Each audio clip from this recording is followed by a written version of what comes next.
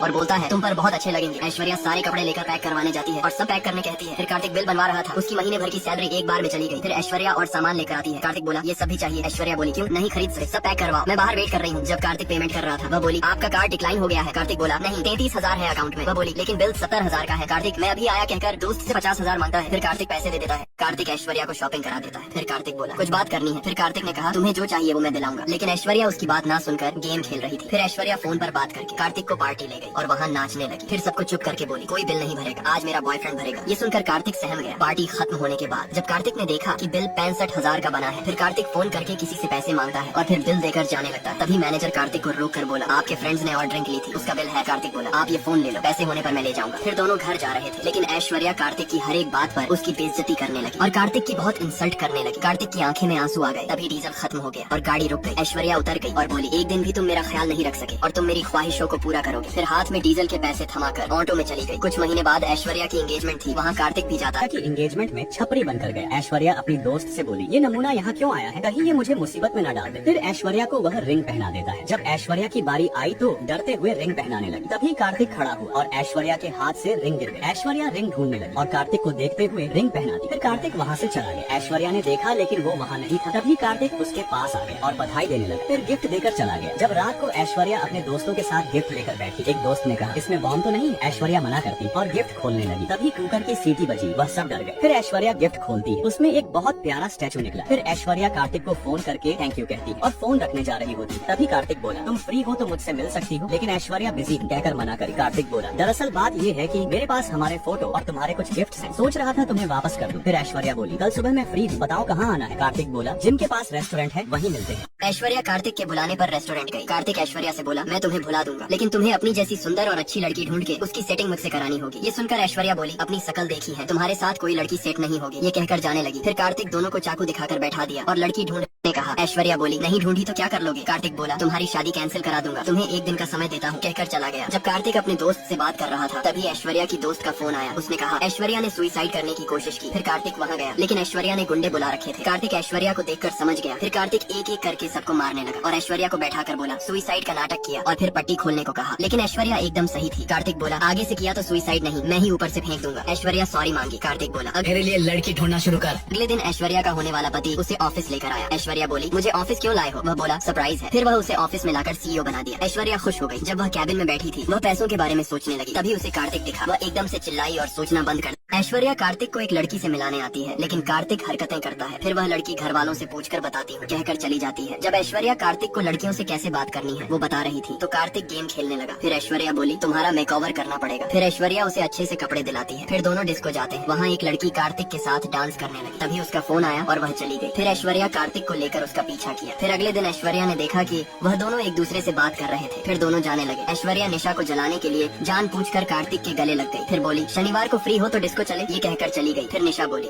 Saturday को free हो, Saturday disco चलेंगे, बाय। ये कहकर चली गई। ऐश्वर्या आई और बोली अब तुम इससे सेटिंग कर लो और मेरा पीछा छोड़ दो। कार्तिक बोला सैटरडे को सेट नहीं हुई तो संडे को मिलने आ जाना। कार्तिक ऐश्वर्या को बुलाता है ताकि वह उसे सिखा सके कि उसे निशा के सामने कैसे रिएक्ट करना है। फिर ऐश्वर्या कार्तिक को बता रही थी। कार्तिक उसे किस कर देता है। ऐश्वर्या उसे हटाती है और उसे डांट कर चली जाती है। अगले दिन कार्तिक जा रहा था तभी निशा का फोन आया। वह बोली फार्म हाउस मत आना, सीधा घर आ जाओ। कार्तिक निशा के घर गया। उसने देखा कि निशा ने शॉर्ट्स पहन रखी थी। निशा कार्तिक को घर में बुलाती है और दरवाजा लॉक कर देती है। कार्तिक उसे पीछे से देखने लगा। निशा बोली रुक क्यों गए, घर पर कोई नहीं है। फिर कार्तिक बैठ गया। निशा भी उसके पास बैठ गई और उसे घूरने लगी। वह नर्वस हो गया। फिर निशा कार्तिक के लिए कुछ लेने जाती है। कार्तिक टीवी चालू किया, उसमें रोमांस सॉन्ग आ रहा था। उसने चैनल चेंज किया, उस पर भी वही हो रहा था। कार्तिक ने टीवी बंद कर दिया। फिर निशा आई और बोली मुझे कुछ कहना है, मैंने जब से तुम्हें देखा है तुम्हारे बारे में ही सोच रही हूँ। फिर कार्तिक से पूछी मुझसे शादी करोगे कार्तिक। कार्तिक मुस्कुराया। निशा खुश होकर उसके गले लग गई। फिर कार्तिक ऐश्वर्या के पास गया। उसने ऐश्वर्या को बताया